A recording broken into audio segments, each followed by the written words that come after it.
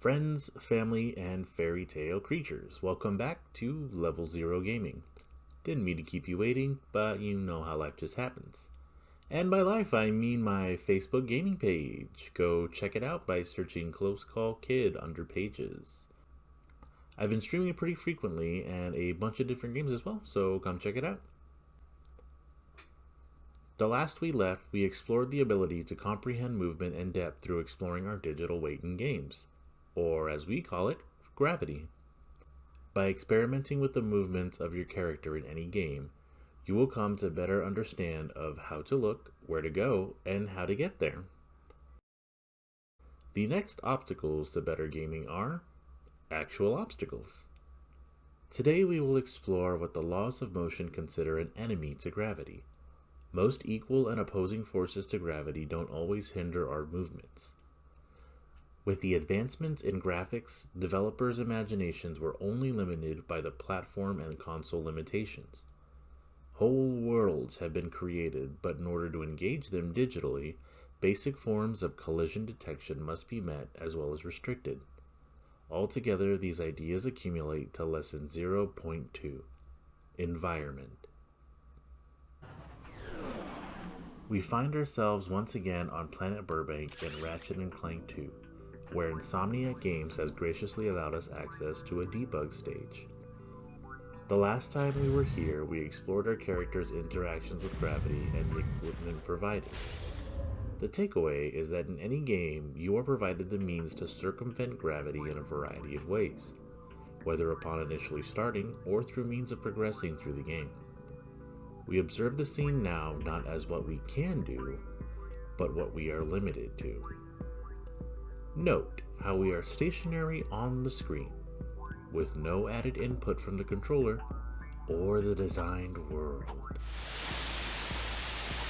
Just had to state the obvious, because in this moment there are millions of ones and zeros hard at work keeping the subject box of Ratchet on the level plane of the grid. On these grids you may live these everlasting empires of fallen beginnings and ends of humanity and gods and ever-opposing forces in between. But let's start small. Inclines. In the beginning, 2D became 3D, and man got bored of roaming flatlands.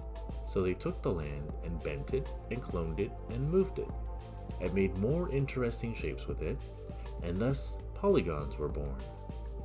These inclines demonstrate the constraints of gravity on our environment.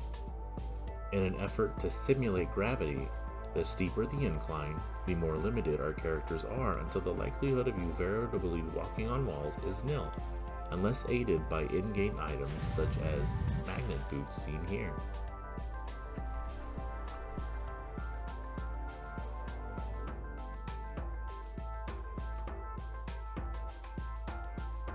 Aside from envisioning the world as coincidental planar grids, the full realization of tutorial environment utilization cannot be more evident than in DICE's free-running adventure, Mirror's Edge.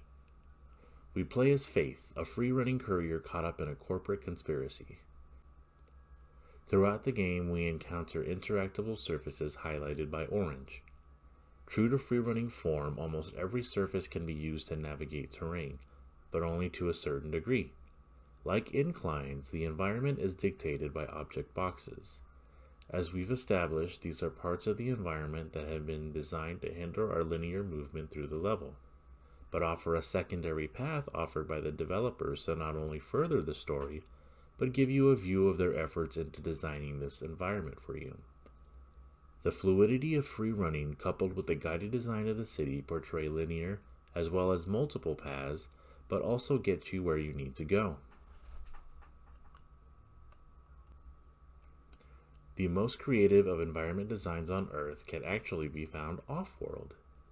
From 2D planes to 3D object boxes, we go to Planet Pandora in Ascension Bluff on Borderlands 3, where we think outside the box. Common level design etiquette is to make an environment consistent. In a world of circles, it'd be strange to find a duck. Just saying. Now that we have a grasp of what design wants us to do, time to explore what we can do. If you follow me on Facebook Gaming, you will know that incomplete map progression gives me tics.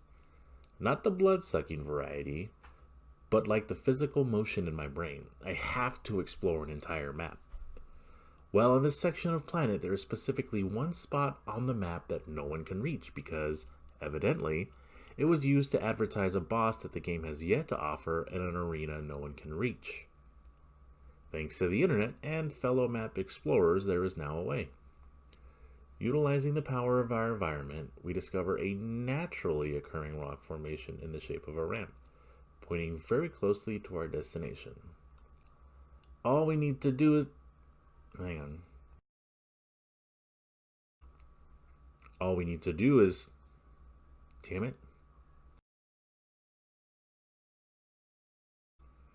All we need to do is... Oh, for the love of... Give me a minute. All we need is the correct application of mass, speed, direction, and foresight into where we need to go, and voila! It's scratched, and it feels so good. Homework time! Don't worry, it's simple enough. Take any two games on any console and make sure they're as different as you can get. Simply note the effects your movements make and contrast them to each other. I often compare the gravity of Call of Duty games to the off-planet gravity of Borderlands. If you're trying to excel in a specific game, compare it to similar games of the same genre. Observe your interactions with the environment and try them in other games, and keep in mind what works well in one may work well in others, or the thing you're trying to do won't work no matter the conditions you try them in. In our exploration of gravity, our lessons are intermingled. Our understanding of gravity coincides with our comprehension of our surroundings.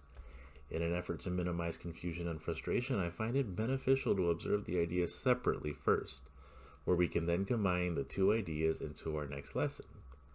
But we'll save that for next time.